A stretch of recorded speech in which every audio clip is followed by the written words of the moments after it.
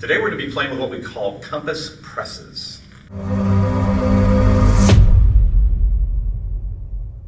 For the next couple of blogs, we're going to be looking at some of our favorite, what we call mapping drills. Basically, one of the ideas that we always share is that we want to, over time, take kind of traditional exercises that we're used to and add some novelty to them to challenge our brain in terms of balance, coordination, etc.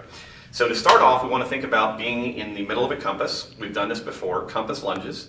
Imagining that you're standing in the middle, that would give you a bunch of different options. You could step directly north, directly south, east and west, and in your diagonals. So that's going to be the foot pattern that we're going to be using.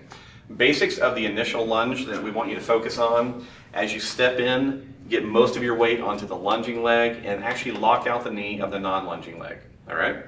Right now we're not going to talk about foot position or any of that stuff, because what we really want to focus on is doing a little bit of a pressing technique. So to begin with, I'm starting off with just a single band. Notice that I've attached it here. I am not going to continually adjust my body so that I'm always pressing the band straight ahead. That's not the point of the drill.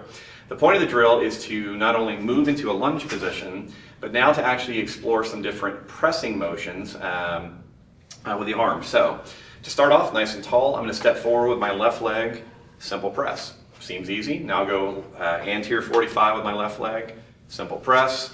Now I'm going to step lateral, simple press, posterior 45. Remember, now I'm getting all my weight on that rear leg. So just to create some tension, I'm going to have to press across my body. And then I'm going to step directly posterior. And again, think about pressing out. It feels a little bit odd because the tension will change. Now if you're doing using a cable machine or something, you'll have a more consistent tension. But again, each repetition of this, depending on what leg I have forward and what I'm doing, is going to give me a slightly different feel to the press itself. And as I said, one of our goals here is to continually work on the novelty that we can create with any kind of exercise, because it challenges our brain in different ways, challenges our balance, challenges, again, our overall body map. So version 1 of that is with one band. I could do that right side, left side. I could then go through and repeat that same exact process, now using 2 bands. And as I add the second band into it, I'm going to wind up getting differential pressures with the bands, which is great because in an athletic context, most of the time we're never getting exactly 50 pounds over here and 50 pounds over here. If I'm working against somebody, there's variability in the pressure that's being applied. So this is a great way to just play with different levels of effort in different lunge positions. So if you have questions about this, let us know.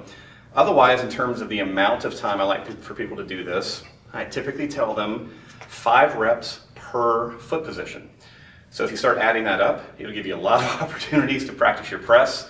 You can move further away from the band or closer to the band if you need to decrease or increase the intensity. You can also try different size bands as you progress. Really one of my favorite drills to just get people moving and kind of exploring these motions. So give it a try. Enjoy. If you have any questions, let us know.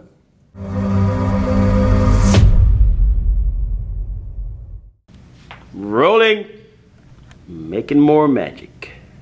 Populations as primarily. Let's start this whole thing again. Okay. I have no idea what I'm saying. All right. I'm trying, but that's... Okay, we'll go back.